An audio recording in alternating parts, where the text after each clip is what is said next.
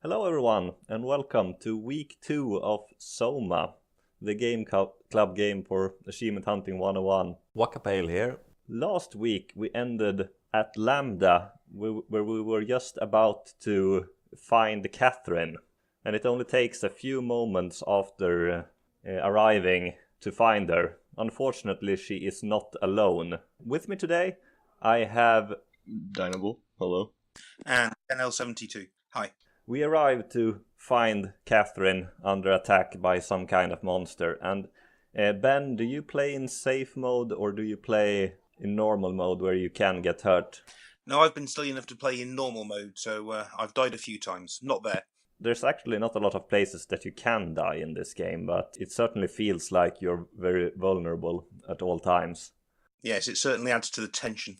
I played it before and I'm playing in safe mode now. I knew just where to go and look for things. But that monster, I don't remember dying from it the first time either, but it is a bit stressing to have it running around while you find Catherine, who is busted, and a robot, as you guessed. Catherine, she's the most conscious robot around. The other robots that you have met have been a bit wonky.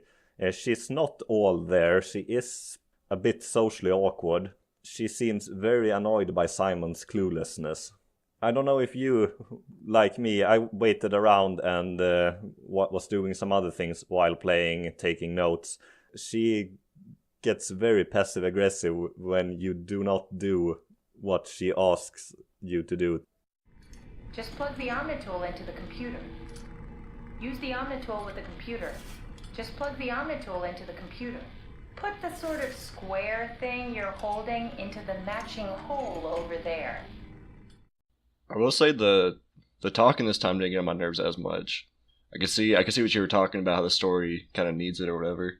Yeah, the relationship between Catherine and Simon is a big thing for the rest of the game. It would not work at all if Simon had been completely voiceless. Catherine tells Simon about the Ark, which is basically the Matrix that she wants to send to space. And it is unfortunately stuck in a deep sea station that she asks you to go to. Simon has sort of given up. He doesn't really know what he's supposed to do at this point. He is explicitly told by Catherine that he is a robot, and he sort of accepts it. But doesn't really know where to go from there, does he? No, he has no idea, so he just keeps doing what Catherine tells him to do.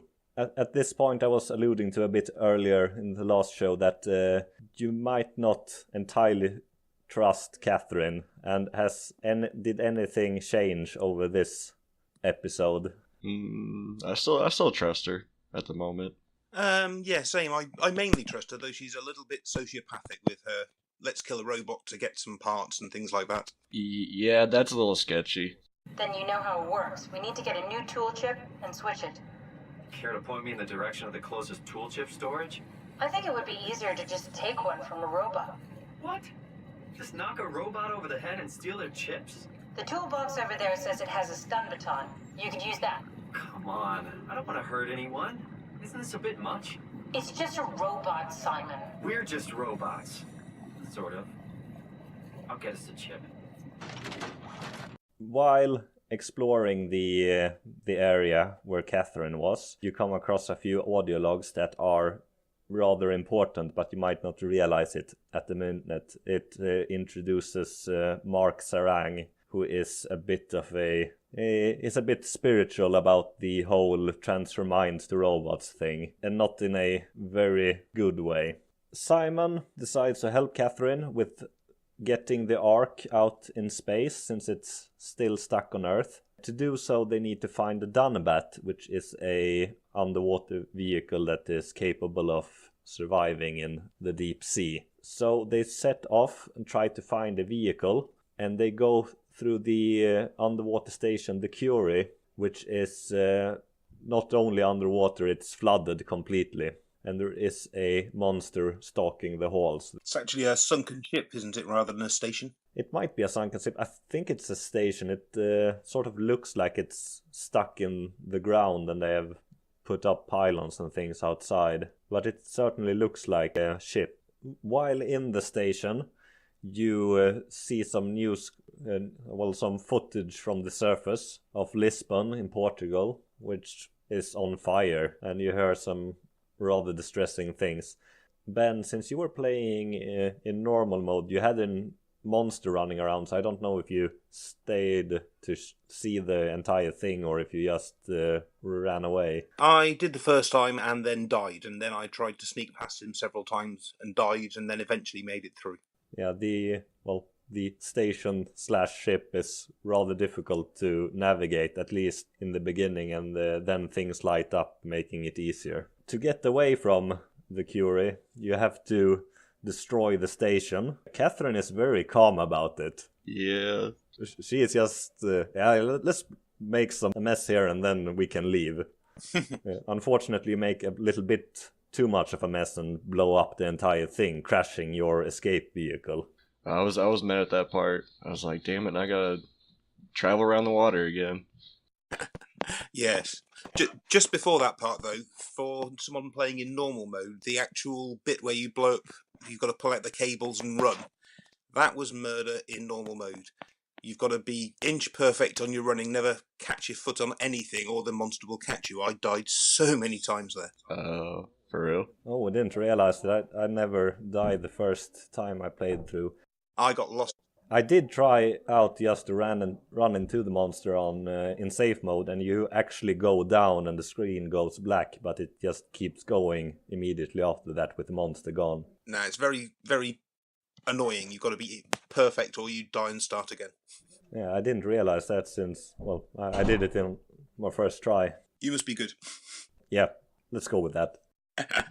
One thing that I wasn't very good with was that I had forgotten that you had a flashlight. Since it was a while since I last played the game, and it doesn't really hold your hand at all. And if you play this weeks apart, it gets difficult to remember some basic things like you crouching and using your flashlight. Oh yeah, it took me a minute to remember how to crouch. I just played it again last night. Yeah, I also lost my first few deaths because I'd forgotten there was a run button. Oh yeah, I forgot that too. Yeah, that helps. The monster definitely catches you if you're not running. If you are not running, those underwater sections must really suck. Yeah. I didn't get as lost this time though, as I took your advice and was looking for the visual clues, so it wasn't as hard to navigate. Yeah, and I think it's easier this time since there are lights almost everywhere and telling you where to go. Yeah, it did seem less confusing than the first two episodes that we were on. Yeah. While you are escaping in the escape vehicle that immediately crashes, you are told that about the AI that is working around the stations and that has started some kind of infestation, that black stuff that is all over the place. And it's very likely connected to all the crazy robots running around. Is that black stuff, does that heal you on normal mode? Yes, it does. Okay. I wasn't sure what it was doing since I'm playing in safe mode. There's a rather funny bit when you do it with Catherine conscious, because she has never seen it before, and when you do it, she really freaks out. Once the ship has crashed, you end up outside of Delta, I believe it's called. This is an underwater section with where you actually have to navigate and find your way around. You get saved by a little robot that helps you around, open doors, and makes it easier for you around the area. There's also a semi-crazy worker there who just swims around, speaks to himself, and doesn't really respond in any meaningful way when you talk to him. To get out of Delta, you need to summon a Zeppelin, which is some kind of underwater vehicle for loading heavy equipment. Did you have any issues around Delta? I got a little mixed up when I was doing that puzzle, I forget what it was. The antenna? Yeah, the antenna. I was having trouble with that for a minute. I really like the puzzles in this game, but they do not tell you what to do. You really have to figure them out yourself, and I haven't played anything quite like it. Have you ever played The Observer? I have not. It kind of reminds me of that. No. I might have to check that out. It's on Game Pass right now, I believe. Perfect. I didn't have any trouble really with the puzzle, but I found the map and figured out what I was meant to do, but I was looking for an antenna, not a little console, so I wandered over the entire map for about 10-15 minutes trying to find a massive antenna. Yeah, there is an antenna, but it's not very big. And it's nothing to do with where you've got to go to manipulate the antenna. No, there's a console that you use to... Yeah, so I eventually had to look on a guide to find that I was looking for a little console rather than an antenna. Yeah. Apart from that, no trouble. Yeah. And while you're exploring Delta, you come across some rather gruesome parts as well. There's a guy in a diving suit that seems half dead, lying around, still breathing, but you can't talk to him. And you also are told about Terry Akers, a person who worked at the site and apparently went a bit crazy. And some very disturbing... Did you find his eyes? His eyes? Yes, his eyes are inside one of the buildings at Delta that you enter. No, I didn't find those. I didn't find them. I did find some very disturbing writings, one of which included implying he was about to take his eyes out. Yeah, you can find his eyes on the floor Oh. in one of the rooms. So you can just pick them up and throw them around if you feel like it. Oh. That's gnarly. It's just sort of comical. You come in, oh, there's blood all over the floor. Oh, there's eyes here. Oh, I can pick them up. Oh, I can throw hoops with them. See if I can get this stuck on the over here. It's just some silly mechanical things. Once you have summoned the Zeppelin, you're asked by Catherine to replace a ship that is broken in the control unit. And to find it, you need to destroy a robot. And this is a part where you can actually choose which robot to destroy. So did you go for the little guy that had helped you out the entire time, or go for the crazy robot? I went for the crazy one. I couldn't bring myself to shoot the one that was helping me. I felt bad, but I went for the little one on the ground. The other one was more human, even if mad. Catherine, I took the little one this time, took the big one last time. And Catherine was sort of making fun of Simon when when she asked which one you destroyed. Oh, not the little one. He's so cute. And he gets really upset and she just laughs at him. Does the little one take multiple shots too? Yeah, it does. Yes. Oh, yeah, because that part did suck. I started feeling bad after I had to shoot him like 3 times. Yeah, and the big one screams every time. Yeah. Oh. Yeah, the little one doesn't do that. Well, he makes kind of pained electronic noises. Yeah, but the other one makes more human pain noises and is not very happy about it. Mm-hmm. At this point, it doesn't seem like Catherine she does not seem to know that the other robots are sort of sentient. She just claims that they are stupid as rocks, but it doesn't seem that way. Once you go on board the Zeppelin, Simon has sort of an existential crisis, and Catherine just brushes it off, which I thought was rather funny. He says something like, "So I've struck a good balance between awareness and ignorance," and starts talking how he should look at his now life, and if it would be dangerous for him to keep thinking of it, or if that's why he is still sane while the other robots are going crazy around him. And Catherine just completely brushes him off. So at this point, you wonder if Catherine is hiding something, or she just thinks Simon is a dumbass and doesn't understand anything she says anyway. As I say, that's the bit that made me start to think the robot and this bit, she's a bit sociopathic. I might keep an eye on her. I like talking to her though, because I'll say those parts, like it's almost like a break from all the spooky, scary stuff going around. Yeah, and usually she is talking in safe spaces where there's not much else going on. Yes, does make it very relaxing compared to the eeriness. But it almost ramps up the eeriness when it happens, because you start, at least for me, I started feeling kind of safe, and then like, she'd stop talking, and then it's like, oh no, something's about to happen. True. After your little ride on the Zeppelin, you arrive outside of Theta.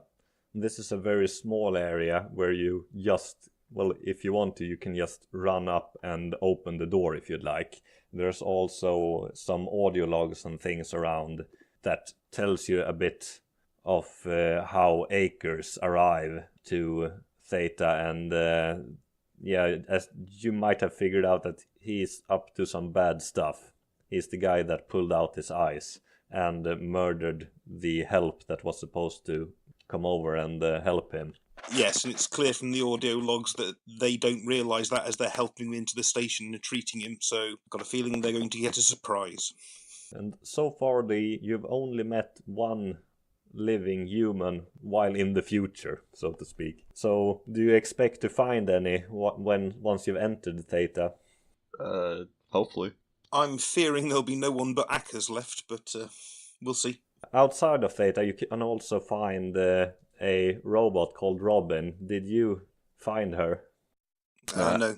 I just went straight in. I didn't know there was all that stuff you could explore. Yeah, there's a lot of stuff. There's also an audio log with a discussion with Catherine while she was, with human Catherine talking to someone else. And she does seem to be a bit socially awkward, even as a human. They discuss at length how she is not very likable, but that she should try harder.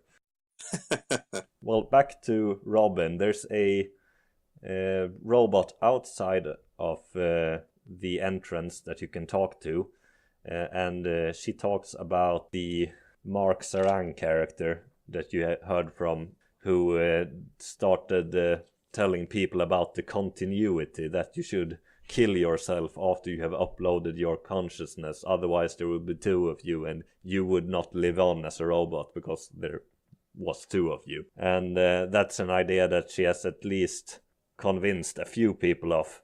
For the fucking love of God, or whatever you think is important, don't kill yourself. This place is miserable enough. Don't force your friends to clean up your blood. Rest in peace. Quality. Good? Beautiful, sir. Robin is one of those persons that went for a mind scan, then she planned on killing herself, but she can't remember that part.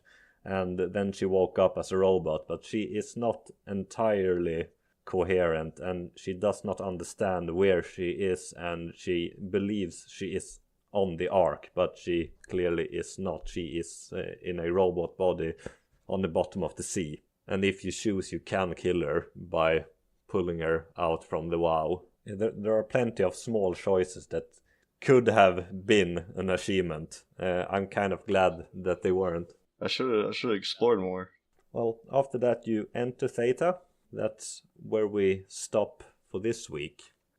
So I've heard that you expect to find Akers inside Theta. I'm fearing very much that I'll find him and a lot of corpses, but we shall see what happens next week. We'll see if the Dunbat is where they suspect it is. So it's not going to be there. It might not be. Any other ideas where you think the story is going now that you're going to send the Matrix into space? I'm not really sure. Not the Vegas, but I'm enjoying the story. Yeah, it was a good story. Like I said last week, just a really good soundscape too. Oh yeah, makes it very creepy. I think that is all for this week. Thank you for joining me, BenL72 and Dinobull. Thank you. Thank you. So next week we will play up to the achievement Killed the Dream I Dreamed. Bye everyone. See ya. Bye.